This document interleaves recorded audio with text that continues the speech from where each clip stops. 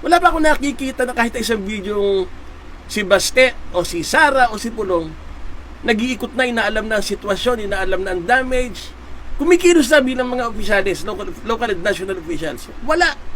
Yan! Nasanay kasi kayo sa mga photo ops kapag tumutulong ang isang gobyerno. Gusto nyo, ganun din ang gawin ng mga Duterte. Yan, ang mga trapo ng mga idol ninyo, kagaya itong administrasyon ni Bongbong Marcos Jr., na hindi mo makikitaan ang tulong kapag walang kamera na nakatutok sa kanilang mga muka. Konting panahon na lang ang itatagal mo dito sa mundong ibabaw, tay. Gumawa ka naman ng sana ng tama. Ikaw ang puro banat sa mga Duterte pero hindi mo alam kung ano talaga ang tunay na ginagawa nilang trabaho at tulong dito sa aming lugar. Kaninong lolo to, mga idol, ah? Akala niya talaga napakagaling at alam niya talaga ang ginagawa ng mga Duterte pagdating sa mga kalamidad, paglindol dito sa amin sa Davao City at sa ibang karatig naming lugar.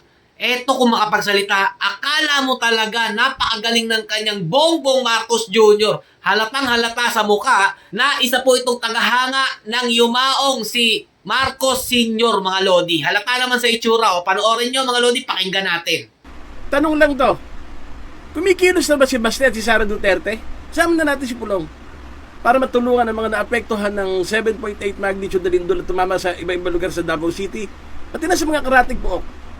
Pero Davao City in particular, marami na ako nakita ng video, mga kababayan, nung lindol kanina, iba-ibang lugar, pati sa Davao City. Pero hanggang sa simulan ko itong kwentuhan natin ito, wala pa ako nakikita na kahit isang video si Baste o si Sara o si Pulong nag-iikot na, inaalam na ang sitwasyon, inaalam na ang damage, kumikilos na bilang mga opisyalis, local and national officials. Wala. Yan! Nasanay kasi kayo sa mga photo ops kapag tumutulong ang isang gobyerno. Gusto nyo, ganun din ang gawin ng mga Duterte. Yan, ang mga trapo ng mga idol ninyo, kagaya itong administrasyon ni Bongbong Marcos Jr., na hindi mo makikitaan ang tulong kapag walang kamera na nakatutok sa kanilang mga muka. Diyan kayo nasanay. Ganyang klaseng gobyerno bang iniidolo ninyo? Gusto nyo laging merong kamera bago tumulong? O eto, para sa iyong kaalaman, tanda kung sino ka man, di kita kilala. At alam ko namang wala talagang may pakialam sa'yo. Pero pinagbibigyan lang kita ngayon para matauhan ka. O eto, panoorin mo kung sino ang unang dumating at naghatid ng tulong doon po sa lugar ng Jensan kahit walang kamera. O ito. Alam nyo ba, mga kababayan, na kauna-unahang dumating na tulong sa mga nasalanta ng lindol dito sa Mindanao, partikular dito sa city ng Jinsan, mga boss mamamo, ay alam nyo ba kung ano? Ang Office of the Vice President, mga boss mamamo. Yan o,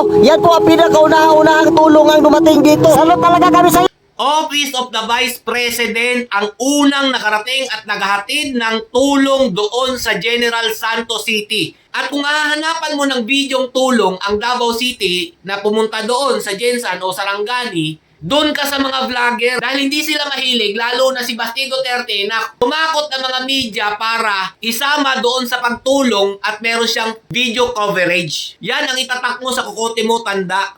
Kung kanino tong lolo, pakisaway naman yung lolo ninyo. Tingnan nyo naman yung itsura, halos parang hindi na naliligo. Tinubuan na yung ilong ng isa pang ilong. Nakapagsinungaling. Konting panahon na lang ang itatagal mo dito sa mundong ibabaw, tay. Gumawa ka naman ng sana ng tama. Ikaw ang puro banat sa mga Duterte pero hindi mo alam kung ano talaga ang tunay na ginagawa nilang trabaho at tulong dito sa aming lugar. At isa pa, idagdag ko lang, hindi po ang Davao City ang napinsala ng matinding lindol. Ang General Santos City, ang Sarangani, at iba po ang namamahala doon, hindi po ang mga Duterte. Okay, sana po maintindihan nyo, tang. Pahinga na kayo. Hanggang dito na lang po muna. O ayan, pinagbigyan na kita ha, pero supalpal ka talaga sa mga pinasasabi mo. Kahit anong gawin yung paninira sa mga Duterte, si VP Sara Duterte pa rin ang magiging presidente sa 2028. Duterte pa rin.